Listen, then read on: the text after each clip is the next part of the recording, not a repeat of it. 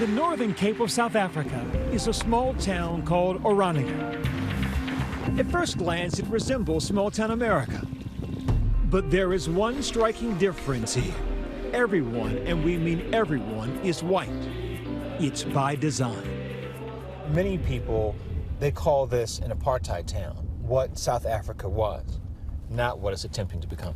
To live in Orania, you must be an Afrikaner, the ethnic group descended from the Europeans who first colonized South Africa. They even speak their own language. Sorrow Roots and his wife and their 4 boys moved to Orania 7 years ago. Here's my first question. Living in this town, does it make you racist? Practically speaking, living in this town made me less racist. I think the problem in South Africa is we don't understand each other, and the only part we see of each other are the bad parts. Now, this is your place. He says they moved here to escape the crime and chaos of big city life. We want to build our own heritage, and building your own is not the same as breaking somebody else down. Do you want to build your own country? Well, if it's necessary and we can do that without bloodshed, why not? Has anything in South Africa ever been done without bloodshed? Has anything in the world ever been done without bloodshed? So no, I don't think so. I don't know. What do you say to people that when they hear all-white town, they are suspicious, perhaps even fearful? I understand that, but they don't understand what this is about. We don't perceive ourselves as white people. We perceive ourselves as Afrikaner people. And that is a cultural thing, it's not a race thing. What's cultural about this place? And it looks like, you know, any small town you might find in America, except there are no black people. Yeah. Well, that's actually the beauty of it. It's not that different. It's not that different. It's just human beings living here. We get a tour from the town spokesperson, Juice Stridham. So I see all the symbols. The guy rolling up his sleeve is our symbol, our national symbol. It represents getting ready to work, taking responsibility for your own future. The town's population has almost doubled in the past 7 years. Orania is growing. Orania is growing rapidly, yeah. Stridham says post-apartheid measures meant to benefit blacks make many white South Africans feel they're now being left behind, making Orania a safe haven. This half circle represents, this is history. He takes us here, a monument to Afrikaner heroes, where South Africa's unwanted statues have come to rest. The similarities to America's Confederate memorials is striking, for some recalling a proud ancestry, for others a haunting past. They look from the past, and we say, look towards the future. Among the busts here, Hendrik Verwoerd, the architect of apartheid.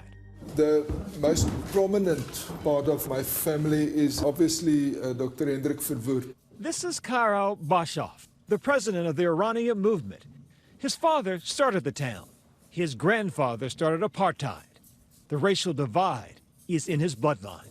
From 30,000 feet, someone looking down, when they hear about a place like Orania, they would say, ah, that must be a town of racists.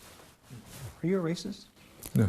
Do you think that Afrikaners are better than other ethnic groups? I know us too well to think that. Protecting their culture and their Christian values, he insists, is their primary goal. We are thinly spread and just in a very vulnerable position. This is a time for a spread out population to start and concentrate. So you think that Afrikaners are under threat of genocide? It could possibly be. You believe that? Yes. I mean, apartheid is a Afrikaner word, yes, that at its core means apart. Yes, yes. What you have here in Orania is a community that chooses to live apart. That line of argument is why No, that I wasn't an did argument, say... but a statement of fact, yes, that...